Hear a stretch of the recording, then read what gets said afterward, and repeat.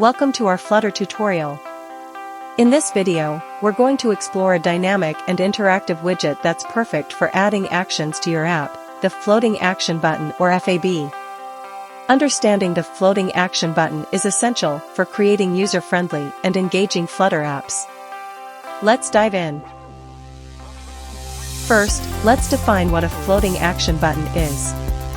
A floating action button is a prominent circular button that hovers above the user interface, often used for primary actions in your app. It's a fundamental element of material design and can greatly enhance the user experience. Adding a basic floating action button is quite straightforward. Here's a simple example of how to include a floating action button in your app.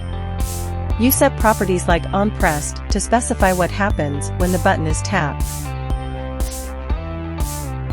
The floating action button can be easily customized to match your app's design. You can adjust various properties like background color, foreground color, elevation, tooltip, and more. These properties allow you to change its appearance and behavior. The floating action button can be positioned in different places within your app. By default, it's anchored to the bottom right corner, but you can change this using the location and placement properties. This flexibility allows you to adapt the FAB to your app's layout. The FAB can have interactive animations to make your app more engaging. You can include animations like rotation, expansion, and fading when the button is tapped. These animations provide a delightful user experience. You can add more than one floating action button to your app. Each FAB can serve a different action, providing users with quick access to various features or interactions.